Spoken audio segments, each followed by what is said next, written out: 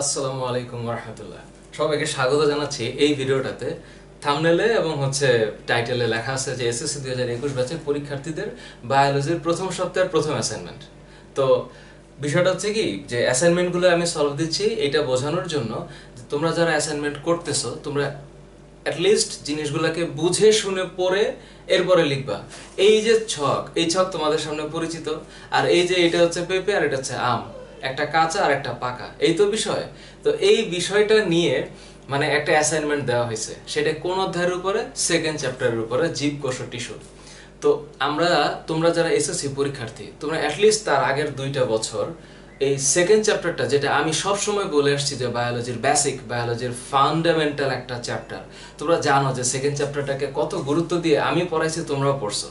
তো এখন একটা কোষ আমরা যখন পড়ি, প্রাণী কোষ, উদ্ভিদ কোষের ভিতরে কি কি আছে, প্রাণী কোষের ভিতরে কি কি আছে, কি কি ডিফারেন্স আছে, কোষ প্রাচীর, কোষ ঝিল্লি, সাইটোপ্লাজমিক অঙ্গাণুগুলা কি কি, তাই তো বিষয়গুলা। তো এত মানে বেশি করে ভালো করে পড়ার পরে এই জিনিসগুলো ব্যাখ্যা করতে পারা কোনো ব্যাপার হবে না। তা আমি একটু আগাইছি আর কি, একটা পেঁপে, ওই যে হাত দিয়ে আঁকাইলে যেরকম হয় পেঁপের সাইজ। তো ইউজুয়ালি তোমরা পেঁপে দেখছো, পেঁপে খাইছো, রাইট? খুবই টেস্টি এবং সুস্বাদু একটা খাবার, ফল। আর এটা হচ্ছে আম। আম খায় না এরকম মানুষ তো কম আছে। তা আম আমার আমার আমার কাছে একটা ছিল আর কি, এই যে আম। তো আম তো আসলে আমের তো সাইজ হয় হচ্ছে গিয়ে তার ফলন অনুসারে, জাত অনুসারে। আম্রপালি এক ধরনের, হিমসাগর এক ধরনের, ফজলি এক, আশ্বিনী এক, বিভিন্ন ধরনের আম আছে। তো এখন একটা ছকের মধ্যে লিখছে যে পর্যবেক্ষণের ছক, আর একটা হচ্ছে একটু পরেই হচ্ছে কারণ নির্ণয়ের ছক। তো একটা সহজ জিনিস, একটা অ্যাসাইনমেন্ট দেওয়ার মানে হচ্ছে তোমরা কনসেপ্টটা বুঝছো কিনা। সেকেন্ড চ্যাপ্টারের তোমাদের এই যে আমার কাছে আছে নির্দেশনা, যেই নির্দেশনাটা 2021 সালের পরীক্ষার্থীদের, এই যে নির্দেশনা, এটা তোমরা দেখছো। এখানে কি লেখা আছে যে অ্যাসাইনমেন্টটা হচ্ছে, অ্যাসাইনমেন্টের শিরোনাম জীবকোষ ও টিস্যু। অ্যাসাইনমেন্টের যে অ্যাকচুয়ালি এটা হচ্ছে অধ্যায়টা, লেখা আছে অ্যাসাইনমেন্ট নম্বর এবং অধ্যায় ও শিরোনাম। তাহলে অ্যাসাইনমেন্ট নম্বর হচ্ছে 1 আর শিরোনাম হচ্ছে 2য় অধ্যায় জীবকোষ ও টিস্যু। ভালো কথা। অ্যাসাইনমেন্টটা কি? খালি চোখে লক্ষণীয় উদ্ভিদ কোষের বৈশিষ্ট্য এবং টিস্যুর শ্রমবন্টন। আচ্ছা, একটা উদ্ভিদ কোষ কি খালি চোখে দেখা যায়? যায় না। কিন্তু আমরা চিত্রটা যেটা বইয়ের মধ্যে দেখতেছি, তোমরা খেয়াল করো তোমাদের বইয়ের 20 আর 21 নম্বর পৃষ্ঠায় কি আছে। উদ্ভিদ কোষের চিত্র আছে আর কোষ ঝিল্লির বর্ণনা আছে। প্রাণী কোষের চিত্রটা নিচে আছে। তো কোনটা কোষ প্রাচীর, কোষ ঝিল্লি, mitochondria, plastid, Golgi body, endoplasmic reticulum, কোষ প্রাচীর, উদ্ভিদ কোষের বৈশিষ্ট্য, অনন্য বৈশিষ্ট্য। উদ্ভিদ কোষে প্লাস্টিড থাকবে, প্রাণী কোষে প্লাস্টিড থাকবে না। এগুলো তোমরা পড়ছো না? পড়ছো। তো এখন একটা ছক দিছে, সেই ছকের আরেকটা ডুপ্লিকেট কপি ছক আছে। একটা ছক হইতেছে পর্যবেক্ষণের ছক, আরেকটা ছক হইতেছে কারণ নির্ণয়ের ছক। তো পর্যবেক্ষণে কি দিছে? 2টা জিনিস। একটা হচ্ছে পেঁপে, যে পেঁপেটা কাঁচা, আরেকটা হচ্ছে আম, খুব টেস্টি খাইতে, আমার খুব ভালো লাগে, এটা হচ্ছে পাকা। তো আম হইল পাকা আর পেঁপে হইল কাঁচা। এটার কয়টা জিনিস? 4টা। বোটা কেমন, আটি কেমন, শ্বাস কেমন, আর হইল তোমার খোসা কেমন। তো এগুলো তো তোমাদের পরিচিত। এখন আমি কি আম ছিলে দেখাইতে হবে যে এটা বোটা, এটা শ্বাস, শ্বাসের ভিতরে যেটা আমরা খাই, তার ভিতরে যেটা থাকে, যেটা আমরা খাইতে পারি না, যেটা ফালাই দিই, ওইটা হলো আটি। আর যেটা ছিলে খেতে হয় এটা হচ্ছে তোমার এই যে খোসা। খোসা খোসা আমরা ছাড়াই, খোসা ছাড়ে আমরা আম খাই। একটা মজার খাবার আম, এটা একটা নরম জিনিস। তো একটা নরম জিনিস, এটার কালার কেমন, দেখতে কেমন, এখানে সেটা লিখতে হবে। তো একটা সিম্পল ইস্যু। এখানে কি বলা হয়েছে যে 7টা ঘর আছে। আসলে তো 7টা ঘর আছে। এই যে 1 2 3 4 5 6 7। মানে পাকা আমের আটি থাকে, পেঁপেতে আটি থাকে না, পেঁপেতে শ্বাস থাকে। সির্ফ এই পার্থক্যটা, যে পাকা আমের বোটা কেমন, খোসা কেমন, আটি কেমন, শ্বাস কেমন, আর কাঁচা পেঁপের বোটা কেমন, খোসা কেমন, আর শ্বাস কেমন। এই তো এখন একটাতে আমি দেখব যে এটার রং কেমন, আরেকটাতে দেখবো ও শক্ত না নরম। এই তো হচ্ছে অ্যাসাইনমেন্ট। তো তোমরা যখন অ্যাসাইনমেন্ট লিখবা, অ্যাসাইনমেন্ট একটা কভার পেজ আছে। তো কভার পেজের মধ্যে অ্যাসাইনমেন্ট নাম্বার 01, এটা 1 নাম্বার অ্যাসাইনমেন্ট। প্রথম সপ্তাহের অ্যাসাইনমেন্ট। তো প্রথম সপ্তাহে 2টা অ্যাসাইনমেন্ট দিতে হয়, ফিজিক্সের 1 আর বায়োলজির 1। তো ফিজিক্সের 1-এ হচ্ছে কাগজের দৈর্ঘ্য প্রস্থ মাপছি আমরা ডিজিটাল নিক্তি আর ফিতা দিয়া। আর এখানে হচ্ছে আমাদেরকে হিসাব করতে হবে যে কাঁচা পেঁপে দেখতে কেমন আর পাকা আম দেখতে কেমন, এই হিসাব। তো এখানে 4টা ধাপ আছে। তোমরা ডেফিনেটলি এখানে যারা অ্যাসাইনমেন্ট করতেছো তোমাদের নিশ্চিতভাবে তোমাদের সামনে এইটা আছে, মানে এই যে একটা রুব্রিক্স কিউব যেটা আছে বা পারদর্শিতার মাত্রা যে দেওয়া আছে, এখানে একটা মাত্রা দেওয়া আছে না, এই যে মাত্রাটা, এই যে এটা, এখানে কি লেখা আছে? লেখা আছে কেউ যদি 7টা ঘরে ঠিকঠাক মতন এটা করতে পারে, বা 7টা ঘরে এই যে ছকের 25 থেকে 28টা ঘর, মানে টোটাল হচ্ছে 7টা।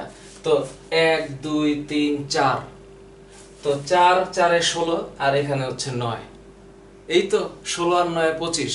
তো এই যে 25টা ঘর, এই 25টা ঘরে আমরা এখন বসাবো। কি বসাবো? যেটা হবে সেখানে টিক চিহ্ন দিব, আর যেটা দরকার নাই সেখানে ক্রস চিহ্ন দিব। এটা নিচে লেখা আছে।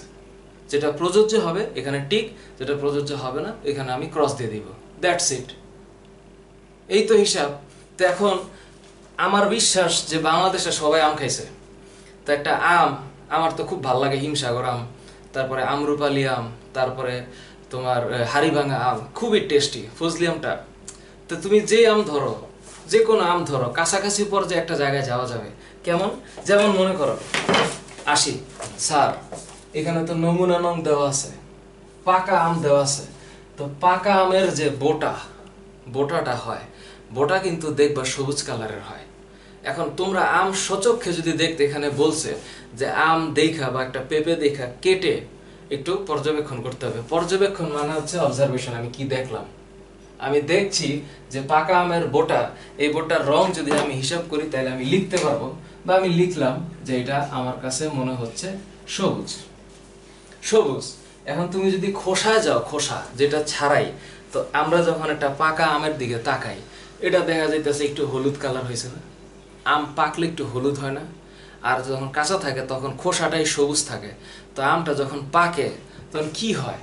এই খোসাটা কি হবে? এটা হলুদ হয়ে যাবে। খোসা হলুদ হবে, হলুদ হবে। কালার তো এখানে তো রং জিজ্ঞেস করছে। তো শ্বাস কেমন? আমরা যেটা খাই, আমের শ্বাস তো বিভিন্ন কালার হইতে পারে। আমি একবার লিখতে পারি গাঢ় কমলা, আবার লিখতে পারি গাঢ় হলুদ, আবার লিখতে পারি হলুদ।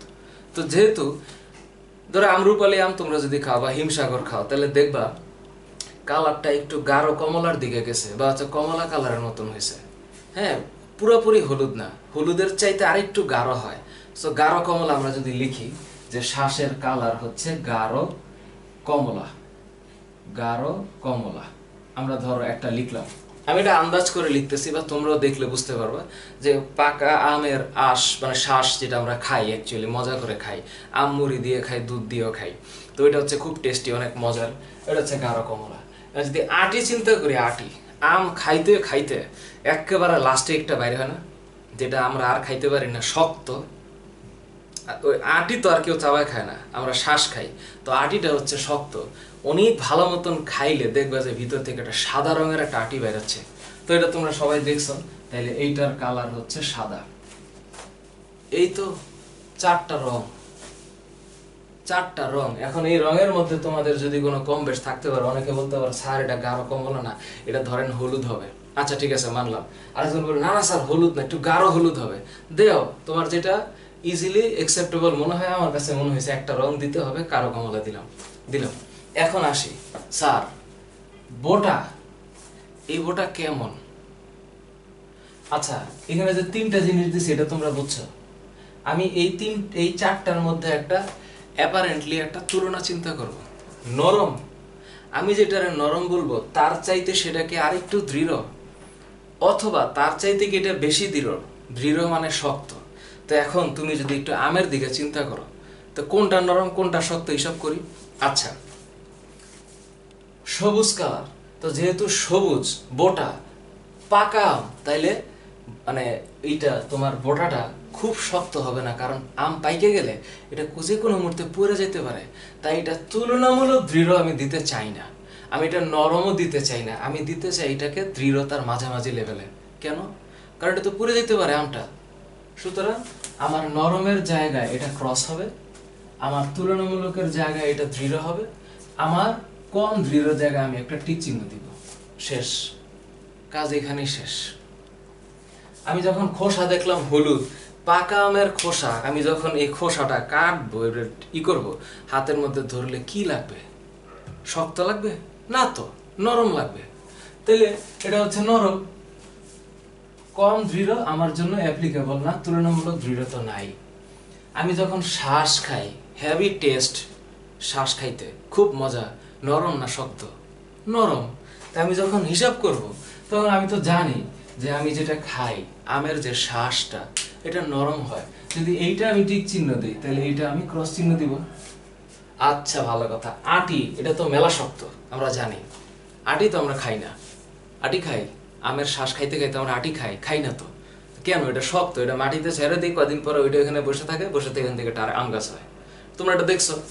তাইলে আমার এই নরম হবে না, কম দৃঢ় হবে না। আটি হচ্ছে হেভি শক্ত। ভালো কথা, বুঝলাম, কাজ শেষ। এবার আমার পেঁপে, যখন কাঁচা পেঁপে, কাঁচা পেঁপে তোমরা দেখছো, পেঁপে গাছ দেখছো না? পেঁপে যখন কাঁচা থাকে তখন সবুজ থাকে, শক্ত থাকে বোটা। হ্যাঁ, এরপরে ওই কাঁচা পেঁপে, তুমি যখন কাঁচা পেঁপেটা ইউজুয়ালি কেমন হয়, ভিতরের যে শ্বাসটা একটু শক্ত শক্ত হয়, কিন্তু পেঁপে যখন একেবারে নরম হয়ে যায়, তখন এর শ্বাসটা কিন্তু হলুদ কালার হয়, ভিতরে আবার ওই আমের কাছাকাছি পর্যায়ে হয়। মানে পাকা আম আর পাকা পেঁপে কাইটা পাশাপাশি রাখলে আমটা নরম বেশি হবে, পাকা পেঁপে এটা কম নরম হবে। কিন্তু পেঁপে যখন কাঁচা থাকে তখন ভিতরে এটা কিন্তু মোটামুটি একটু শক্ত থাকে, খেয়াল করো।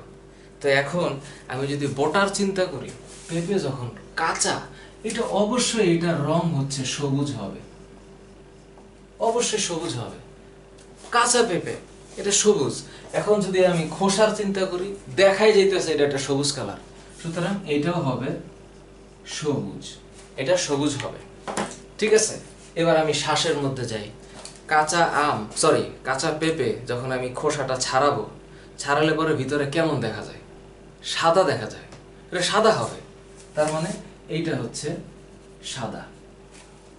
কাজ শেষ। এবার তুমি আমার বলো, বোটা কেমন হয়? কাঁচা পেঁপের বোটা তুমি ধরে দেখছো? হেভি শক্ত। কমন সেন্স, এটা যে গাছের দিক তাকাইলে বা একটা পেঁপে পারলে দেখা যায় যে বোটাটা বা পেঁপে যদি তোমরা বাজার থেকে কেনো, কাঁচা পেঁপে কেনা যায়, কেজি দরে বিক্রি করে, বোটাটা শক্ত হয়। তার মানে এটা তুলনামূলকভাবে দৃঢ় হবে, এটা ক্রস হবে। তাহলে তুমি যদি খোসার চিন্তা করো, খোসা কেমন? যখন পেঁপেটা পেকে যায় তখন খোসাটা নরম হয়, কিন্তু যখন পেঁপেটা কাঁচা থাকে তখন নরম থাকে না, একেবারে শক্ত থাকে না, মাঝামাঝি পর্যায়ে থাকে। এটা হচ্ছে আমার আইডিয়া। তাহলে সেক্ষেত্রে আমি এইটাও দিব না, এইটাও দিব না, আমি এটা দিব। আর যদি আমি শ্বাসের দিকে যাই, শ্বাস, কাঁচা পেঁপের শ্বাস যদি কাটা হয় তাহলে কামড় দিতে কিন্তু একটু কষ্ট হবে। আমের মতন একদম টুক করে খাই ফেলা যাবে না, এটা একটু টুকটুক করে কাইটা খাইতে হবে। তার মানে এটা একটু শক্ত হয়, তুলনামূলক দৃঢ় হয়। এই কারণে আমি এখানে এটাকে তুলনামূলক দৃঢ়ের কাতারে রাখতে চাই। এটা হচ্ছে আমার অ্যাসেসমেন্ট বা আমার চিন্তা। তোমাদের কারো যদি মনে হয় যে এটা একটু চেঞ্জ করা দরকার বা কোনো ধরনের দ্বিমত থাকে, তাইলে আমাকে বলতে পারো। বাট আমি আমার চোখের সামনে একটা পাকা আম আর একটা কাঁচা পেঁপে রাখলে বা দেখলে আমি তাই দেখবো, এখানে যা লিখছি। এই হচ্ছে বিষয়। তোমরা আমারে বলো কি দেখলা? এখানে বোটা সবুজ, খোসা হলুদ, শ্বাস গাঢ় কমলা, আর আটি হচ্ছে সাদা। আর পেঁপে যখন কাঁচা হবে তখন বোটা হবে সবুজ, খোসা হবে সবুজ, আর শ্বাস হবে সাদা। এবং আমরা একটা দৃঢ়তার পরিমাপ করলাম। এটা হচ্ছে কি? এটা হচ্ছে আমি অবজারভেশন করলাম, পর্যবেক্ষণের ছক করলাম, আমার কাজ শেষ। তাই আমি 7টা রং লিখছি আর দৃঢ়তার পরিমাপে 7টা পয়েন্টিং করছি। 1 2 3 4 5 6 7, এই যে 7। আমার ধাপ 1 2 শেষ। তুমি দেখো তোমার অ্যাসাইনমেন্টের মধ্যে ধাপ 1-এ কি লেখা আছে? লেখা আছে যে বইয়ের এততম পৃষ্ঠা, এততম পৃষ্ঠা আর এততম পৃষ্ঠা হিসাব লেখা আছে। তো বইয়ের উদ্ভিদের টিস্যুর আমরা কি পড়ছি? উদ্ভিদের টিস্যুর আমরা পড়ছি টিস্যু 2 প্রকার। এক হইতে পারে ভাজক টিস্যু আর একটা স্থায়ী টিস্যু। তো ভাজক টিস্যু কোনটা? যে টিস্যুর কোষ বিভাজিত হইতে পারে। আচ্ছা, স্থায়ী টিস্যুর ভাগ, ভাজক টিস্যু কিন্তু এসএসসি লেভেলে খুব ব্যাখ্যা নাই, ভাজক টিস্যু তোমরা ইন্টারমিডিয়েটে উঠে পড়বা বোটানির 8 নম্বর চ্যাপ্টারে। তো আমরা এসএসসি লেভেলে পড়ি স্থায়ী টিস্যু কোনটা, ভাজক টিস্যু থেকে যে টিস্যুটা ডেভেলপমেন্ট হয় এবং যে টিস্যুটার মধ্যে হচ্ছে কি বিভিন্ন ধরনের ফাংশনাল ভ্যারিয়েশন থাকে, যেমন সরল টিস্যু, জটিল টিস্যু, ক্ষরণকারী টিস্যু। সরল টিস্যু কয় প্রকার? Parenchyma, collenchyma, sclerenchyma. এর মধ্যে ঘটনাটা কি? প্যারেনকাইমা নরম, কোলেনকাইমা তুলনামূলক দৃঢ়, আর স্ক্লেরেনকাইমাটা বেশি শক্ত। কেন? কারণ প্যারেনকাইমা কোষটার যে আবরণ সেটা হচ্ছে পাতলা আবরণ, কিন্তু যখন এই তোমার এই কোলেনকাইমাতে আসি তখন কোলেনকাইমার কোষ প্রাচীরের মধ্যে সেলুলোজ আর পেকটিন জমা হয়। এটা মাথায় রাখতে হবে। ওই সেলুলোজ আর পেকটিন জমা হওয়ার কারণে তোমার কোলেনকাইমার যে কোষ, এর কোষ প্রাচীরটা একটু তুলনামূলক শক্ত হয়। তার চাইতে স্ক্লেরেনকাইমাতে পেকটিন জমা হয়, এটা মাথায় রাখবা। লিগনিন জমা হয়। স্ক্লেরেনকাইমাতে লিগনিন জমা হয়। লিগনিন যখন জমা হবে এটা আরো দৃঢ় হবে, শক্ত হবে। এবং এইটার আবার দুইটা পার্ট আছে, একটা হচ্ছে ফাইবার আর একটা হচ্ছে স্ক্লেরাইড। হ্যাঁ, ডেড সেল আমরা বলি। তো যখন আমি ওই জটিল টিস্যুতে যাব, যে টিস্যুর কোষগুলো একাধিক টাইপের কোষ দিয়ে তৈরি, সেটা হচ্ছে জটিল টিস্যু। তো সেটার দুইটা পার্ট আছে, একটা হচ্ছে জাইলেম আর একটা হচ্ছে ফ্লোয়েম। তো জাইলেমে তোমরা কি পড়ছো? জাইলেম দুই প্রকার, একটা মেটাজাইলেম আর একটা প্রোটোজাইলেম। তো এটার আবার অবস্থান ভিত্তিক ভ্যারিয়েশন আছে। So primary xylem, secondary xylem আছে। এখন আমরা জাইলেমের মধ্যে যখন যাই তখন দেখবা সেখানে 4 ধরনের কোষ আছে। ট্রাকিড আছে, ভেসেল আছে, জাইলেম ফাইবার আছে, জাইলেম প্যারেনকাইমা আছে। ফ্লোয়েমে যদি যাই, সিভনল আছে, সঙ্গী কোষ আছে, ফ্লোয়েম ফাইবার আছে, ফ্লোয়েম প্যারেনকাইমা আছে। তো এখন ট্রাকিড আর ভেসেলগুলো আরো শক্ত। কেন? কারণ ট্রাকিড আর ভেসেলগুলোর মধ্যে এই যে পেকটিন, লিগনিন, এগুলা যত বেশি জমা হবে এটা তত বেশি শক্ত হবে। এবং তুমি ট্রাকিডে পড়ে দেখো সেখানে লেখা আছে যেটা হচ্ছে যান্ত্রিকভাবে দৃঢ়তা প্রদান করে। সুতরাং আমি অ্যাপারেন্টলি বলতে পারি যে যেই অংশগুলো নরম উদ্ভিদের ক্ষেত্রে, যেহেতু আমার অ্যাসাইনমেন্টে বলা আছে যে উদ্ভিদের টিস্যু বন্টন আমি জানবো, তাহলে আমি টিস্যু বন্টন বুঝি যে অংশটা নরম সেটাতে প্যারেনকাইমা, যেগুলো হচ্ছে কম দৃঢ় সেটাতে কোলেনকাইমা, আর যেগুলো বেশি দৃঢ় সেগুলোতে স্ক্লেরেনকাইমা বা ট্রাকিড ভেসেল এগুলো থাকতে পারে। এই তো, কারণ tracheid vessel these are very strong, এবং বইয়ে স্পষ্ট লেখা আছে যেটা হচ্ছে দৃঢ়তার পরিমাপক এবং এটা দৃঢ়তা দেয়। এখন আম গাছ, কাঁঠাল গাছ, কাষ্ঠল বৃক্ষ এগুলো এত শক্ত, রাইট? কিন্তু তুমি যদি ওই ফার্নবর্গীয় অথবা হচ্ছে কোনো মসবর্গীয় অথবা কোনো লতানো উদ্ভিদ দেখো, এগুলো হচ্ছে নরম। কারণ টিস্যুর মধ্যে ভ্যারিয়েশন আছে। যেই উদ্ভিদ কোষের কোষ প্রাচীরের মধ্যে লিগনিন জমা হইতে থাকবে সেগুলো স্ট্রঙ্গার হবে, যেগুলোতে তোমার ওই যে তোমার হচ্ছে কি সেলুলোজ বা পেকটিন জমা হবে সেগুলো তুলনামূলক দৃঢ় হবে। দেখো হিসাব করে। তো এখন আমি যখনই নরম চিন্তা করব আমার মাথায় তখন আসবে যে এভারেজ এটা প্যারেনকাইমা হতে পারে। যখন আমি কম দৃঢ় হিসাব করব তখন আমার কোলেনকাইমা চিন্তা আসতে পারে মাথায়। কিন্তু যখন আমি তুলনামূলক দৃঢ় চিন্তা করব, কিন্তু স্ক্লেরাইডের ক্ষেত্রে একটা বিষয় থাকে যেগুলো ডেড সেল থাকে অধিকাংশ ক্ষেত্রে, কারণ এগুলো যখন পরিণত হয় তখন এগুলো ডেড সেল হয়। সো ইন সাম কেসেস আমরা এটাকে ট্রাকিড বা ভেসেল হিসাবে চিহ্নিত করতে পারি। সো এখন আমি যদি এই পর্যবেক্ষণের ছক বাদ দিলাম, পর্যবেক্ষণের ছক বাদ দিয়ে আমি এখন কারণ নির্ণয়ের ছকে যাব, যেটা পরের স্টেজ। তোমরা একটা পেজের মধ্যে এটা লিখতে পারো, আরেকটু চাইলে ইলাবোরেশন দিতে পারো, সমস্যা নাই। তো এখন আমার হিসাব হচ্ছে যে আমি কারণ নির্ণয় করতে চাই। যে কারণ নির্ণয়ের আবার দুইটা অংশ আছে, ধাপ 2 এবং ধাপ 3। তুমি দেখো তোমার যে রুবিক্স কিউব দেওয়া আছে সেখানে এটার মার্ক কিন্তু 12, এটার মার্ক 12। এটা অ্যাসাইনমেন্ট প্রথম সপ্তাহের প্রথম অ্যাসাইনমেন্ট।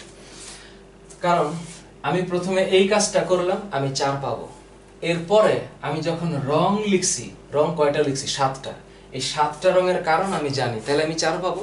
এবং আমি যে দৃঢ়তা লিখছি 7টা, এটারও যখন কারণ আমি জানবো তখন আমি এখানে মার্ক পাবো। তার মানে 4 মার্ক, ইন টোটাল 12। এখন তুমি চিন্তা করো, তুমি এখন কারণ নির্ণয়ের ছক লিখবা, সেম টু সেম সব থাকবে। এখন তুমি এটার দিক তাকাও। তুমি যে বললা এটা সবুজ, কেন সবুজ? গাছের কোনো অংশ সবুজ কখন হয়? যখন সেখানে পিগমেন্টস থাকে, পিগমেন্টস, সবুজ বর্ণকণিকা থাকে। গাছের সবুজ বর্ণকণিকা হচ্ছে প্লাস্টিডের কোনটা? ক্লোরোপ্লাস্ট। কেন? কারণ এখানে ক্লোরোফিল এ, ক্লোরোফিল বি এই জাতীয় বর্ণকণিকাগুলো থাকে। তো ক্লোরোফিল হচ্ছে কার্বন, হাইড্রোজেন, নাইট্রোজেন, অক্সিজেন, ম্যাগনেসিয়ামের তৈরি একটা কি জটিল একটা অণু। ক্লোরোফিল নিয়ে অনেক পড়াশোনা, তোমরা যখন ইন্টারমিডিয়েটে উঠবে তখন উদ্ভিদের শারীরবৃত্তীয় যে অধ্যায়টা আছে, উদ্ভিদের শারীর তত্ত্ব, প্ল্যান্ট ফিজিওলজি, সেখানে একটা অংশ আছে সালোক সংশ্লেষণ, সেখানে একটা পেজ পড়তে হয় ক্লোরোফিল নিয়ে। ক্লোরোফিল দুই ধরনের, ক্লোরোফিল এ, ক্লোরোফিল বি, আরও আছে অ্যাকচুয়ালি, বাট ক্লোরোফিল এ হচ্ছে ম্যাক্সিমাম। তো সেই ক্লোরোফিল থাকলে উদ্ভিদ কি হবে? সবুজ হবে। তো উদ্ভিদের যে অংশটা সবুজ সেটা ক্লোরোফিল, যে অংশটাতে অন্য কোনো কালার আছে সেখানে হচ্ছে ক্রোমোপ্লাস্ট থাকবে, অ্যাকচুয়ালি ক্লোরোপ্লাস্ট, ক্রোমোপ্লাস্ট। আর যেটা সাদা, যেখানে সূর্যের আলো পৌঁছায় না, সেটা হচ্ছে কি? লিউকোপ্লাস্ট। তো আমি এভারেজ এই চিন্তাটা যদি করি তাহলে আমি বলতে পারি যে এটা সবুজ, এখানে কি আছে? আছে ক্লোরোফিল। তার মানে এখানে হচ্ছে ক্লোরোফিল। সুতরাং আমি কিন্তু এখন কারণ নির্ণয়ের ছক লিখতেছি, যে জায়গাগুলোতে আমি লিখছিলাম সেটাই লিখব। এখন আমি যে লিখলাম হলুদ, কারে লিখলাম? পাকা আমের খোসা। তো হলুদ কালার হয় কোনটা? হলুদ কালার হয় হচ্ছে ক্রোমোপ্লাস্টের জন্য। আমি যদি আরো স্পেসিফিক চিন্তা করি, তোমরা অবশ্যই মানে কালারিং পিগমেন্টস যেগুলো আছে, এখানে তোমরা ক্যারোটিন, বিটা ক্যারোটিন, ফাইকোসায়ানিন, ফাইকো এরিথ্রিন, হ্যাঁ, জ্যান্থোফিল, এগুলোর নাম শুনছো? অফকোর্স শুনছো। আমি হলুদ যদি স্পেসিফিক করে লিখি তাহলে লিখবো জ্যান্থোফিল। জ্যান্থোফিল থাকে, সোজা হিসাব। তার মানে এখানে জ্যান্থোফিল থাকবে। এইবার আমি যে এখানে লিখলাম গাঢ় কমলা, এটা তো গাঢ় হলুদ হইতে পারে, কোনো সমস্যা নাই। গাঢ় কমলা কেন লিখছি? কারণ আমি যদি চিন্তা করি যে এটা রঙের কালার দিব, তাহলে আমি লিখতে পারবো যে এটা ক্যারোটিন বা ক্যারোটিন থাকার কারণে। সো ক্লোরোফিল বলতে আমি যে বর্ণকণিকা বা পিগমেন্টস গুলো বুঝি, এখানে থাকতে পারে হচ্ছে ক্যারোটিন। এই তো সাদা। তো এখন বলতে পারো স্যার, শ্বাসের মধ্যে তো সূর্যের আলো পৌঁছায় না, তাহলে আটির মধ্যে তো পৌঁছাবে না, এটা তো আরো ভিতরে থাকে। অ্যাকচুয়ালি আমি সাদা বলার জন্য, যেহেতু আমি এসএসসি স্তরে চিন্তা করছি এবং আমাকে কোয়েশ্চেনের মধ্যে ইসে দিয়ে রাখছে, রেফারেন্স দিয়ে রাখছে যে এততম পৃষ্ঠা থেকে এততম পৃষ্ঠায় পাওয়া যাবে, তাহলে এটা যে সাদার কারণ আমি এখানে মানে ইন্ডিভিজুয়ালি বা হচ্ছে আমি আপেক্ষিকভাবে লিখতে পারবো যে লিউকোপ্লাস্ট থাকবে। লিউকোপ্লাস্ট থাকলে মানে লিউকোস মানে কালারলেস, এটা হবে এরকম। সুতরাং লিউকোপ্লাস্ট থাকবে। এখন আমি যখন কম দৃঢ় লিখলাম, বাকি দুইটা তো লিখি নাই, তাহলে এটার কারণ কি? এটার কারণ হচ্ছে কোলেনকাইমা। আপাতত আমি এটা লিখলাম, এটা হচ্ছে কোলেনকাইমা, কারণ তুলনামূলকভাবে এটা কম দৃঢ়, মাঝামাঝি আছে। এটা যে নরম কেন? কারণ আমি এখন বলতে পারবো এখানে একটা প্যারেনকেমা থাকে। সো আমি এটাও যদি প্যারেনকেমা থাকে তাহলে নরম হইলে প্যারেনকেমা আমি লিখতে পারবো। তার মানে এটা হচ্ছে প্যারেনকাইমা, এটাও হচ্ছে প্যারেনকাইমা। ওকে, তাহলে এই বাবাজি যে শক্ত, বোটা যে শক্ত, তাহলে আমি এটাকে কি লিখবো? ইন সেন্স আমি বলতে পারি যে বোটা বা আটি যে শক্ত, আমি কাঁচা আটির ক্ষেত্রে আমি বলতে পারবো যে এখানে শক্ত হওয়ার কারণ, ওই যে যান্ত্রিক অবস্থায় যদি আমি চিন্তা করি, তাহলে আমি মানে অ্যাপারেন্টলি লিখতে পারবো যে এখানে ট্রাকিট থাকে অথবা ভেসেল থাকে, মানে অ্যাকচুয়ালি জাইলেন থাকে, যদিও ফাইবার না বা প্যারেনকাইমা না, এখানে হচ্ছে ট্রাকিট থাকে অথবা ভেসেল থাকে। সুতরাং আমি এইখানে চিন্তা করতে পারি যে এটা হচ্ছে ট্রাকিট অথবা ভেসেল। তোমাদের সাথে যদি আমার কোনো দ্বিমত থাকে বলতে পারো। আচ্ছা, ভালো কথা। আমি 3 জায়গায় যা লিখছিলাম, এই 3 জায়গার মধ্যে তোমরা এই ছকটা আবার লিখবা এবং ঠিক যে জায়গায় আমি যে অংশগুলো লিখছি এটার কারণ ব্যাখ্যা করবো এখন। সো এখন এটা যে সবুজ, তাহলে এখন আর বলার কি বাকি আছে? আমি তো বললামই যে সবুজ দেখলে আমি বলবো এখানে ক্লোরোপ্লাস্ট ছিল, তাহলে আমি এটা বলতে পারি যে এখানে ক্লোরোপ্লাস্ট বা ক্লোরোফিল যাই বলো, এখানে ক্লোরোফিল লিখছি, তোমরা চাইলে ক্লোরোপ্লাস্ট লিখতে পারো। সুতরাং এখানে হচ্ছে ক্লোরোপ্লাস্ট। তো যেহেতু সাদা বলছি, তার মানে সাদা হচ্ছে লিউকোপ্লাস্ট থাকলে, সুতরাং এর কারণ হচ্ছে লিউকোপ্লাস্ট। ওকে, এটা টিচার বুঝে যাবে, তুমি যে বুঝছো এটা টিচার বুঝে যাবে। এখন আবার সে একই কাহিনী, আমি যদি এটাকে কম দৃঢ় বলি বা এটা যদি তুলনামূলক দৃঢ় বলি, তাহলে আমি বলতেই পারি এখানে ট্রাকিট থাকবে বা ভেসেল থাকবে, তুমি যে কোনোটা লিখতে পারো, ট্রাকিট বা ভেসেল। এইখানেও থাকবে সেম অবস্থা, ট্রাকিট বা ভেসেল। আর এটা যেহেতু কম দৃঢ়, তাহলে আমি কম দৃঢ়ের কারণ কি লিখতেছি, কোলেন কাইমা, তাহলে আমি সেম আমার চিন্তাটা লিখতে পারি। এই হচ্ছে অ্যাসাইনমেন্ট। এখন তোমরা আমাকে বলো, তোমরা কি বুঝছো? মানে এটা না বোঝার কিছুই নেই এখানে। একটা কাঁচা পেঁপে আর একটা পাকা আম হাতের সামনে নিছি, ছিলে ফেলছি, খেয়ে ফেলছি, কি দেখলাম, এটা হলুদ, এটা সাদা, এটা সবুজ। কারণ কি? এই কারণ আমি কোথায় পড়ছি? বায়োলজি সেকেন্ড চ্যাপ্টারে। That's it. ঠিক আছে, এটা হচ্ছে প্রথম সপ্তাহের প্রথম অ্যাসাইনমেন্ট। তোমরা, আমি এটা বুঝাই দিলাম, তোমরা এটা একটু বুঝে শুনে লেখো। তোমাদেরকে কেউ যদি জিজ্ঞেস করে বা কখনো প্রশ্ন করে, তোমরা যেন বইলো না এটা তো না বুঝে লিখছিলাম বা দেখে দেখে লিখছিলাম। দেখে দেখে লেখা কিন্তু উদ্দেশ্য না। আমি ভিডিও আপলোড দিচ্ছি, সেটা হচ্ছে তোমাদের ভিতরে আন্ডারস্ট্যান্ডিং ক্লিয়ার করার জন্য। তুমি তোমার মতন লিখো, ঠিক আছে? তাহলে আজকে এখানে রাখি। বায়োলজির দ্বিতীয় অ্যাসাইনমেন্ট নিয়ে এবং ফিজিক্সের দ্বিতীয় অ্যাসাইনমেন্ট নিয়ে কালকে তোমাদের সামনে হাজির হব। আল্লাহ হাফেজ।